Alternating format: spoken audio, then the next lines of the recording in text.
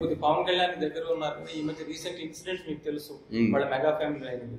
దానివల్ల కొంచెం ఈ ప్రెషర్ అది బన్నీ వాస్ మీద ఎక్కువ పడుతుంది, అటు ఇటు కాకుండా ఆయన కొంచెం అని అంటున్నారు.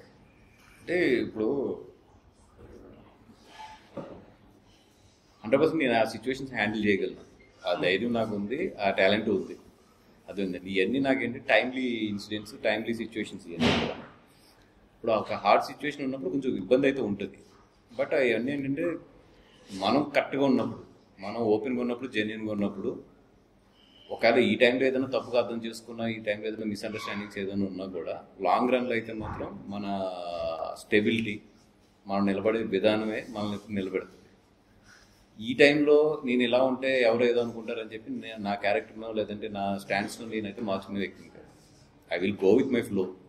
దాని వెనకాల అన్ని సెట్ అయ్యి వస్తాయి అనేది నా నమ్మకం. ఇప్పుడు అంటే లాస్ట్ టైం కూడా పిఠాపూర్ నుండి మీరు పోటీ చేస్తారు లేదా వేరే దగ్గర నుండి మీరు పోటీ చేస్తారని వినిపించింది. లాస్ట్ మినిట్లో ఎందుకు మరి మీరు డ్రాప్ అయ్యారు? అవునండి, 100%. ఇప్పుడు నాకు మంచి ఆపర్చునిటీ వచ్చింది. కాకపోతే ఏంటంటే అట్ ది సేమ్ టైం ఇప్పుడు నేను 2 విధాలుగా చూసుకోవాలి. ఒకటి నా ఫైనాన్షియల్ స్ట్రెంత్ నేను చూసుకోవాలి. ఇప్పుడు రాజకీయాలు అనేది ఈరోజు నాట్ దట్ ఈజీ. ఆ ఫైనాన్షియల్ స్ట్రెంత్ చూసుకోవాలి. 2 నాకు చుట్టూ ఉన్న బాధ్యతలు కూడా చూసుకోవాలి. ఇప్పుడు నేను రాజకీయాల్లో యాక్టివ్గా ఉండి నిజంగా ఒక పోటీకి వెళ్ళి నేను మొత్తం ప్రజా జీవితంలోకి వెళ్ళాలి. ఎందుకంటే నేను ఇప్పుడు అక్కడ పోటీ చేసేసి వచ్చి ఇక్కడ కూర్చుంటే కుదరదు. అక్కడ ఉండాలి కంపల్సరీ. నేను పోటీ చేసిన దగ్గర ఉండాలి.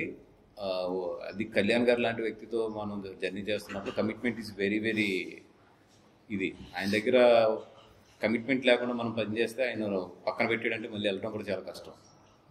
అందుకని నిజంగా నేను అంత కమిట్మెంట్ ఇవ్వగలిగి నేను ఇక్కడ అన్నీ వదులుకుని ప్రజా జీవితంలోకి వెళ్ళిపోయినా కూడా నా ఫ్యామిలీకి నాకు ఎటువంటి ప్రాబ్లమ్స్ లేవు ఫైనాన్షియల్గా అన్న రోజు నేను కాల్ తీసుకోలేదు.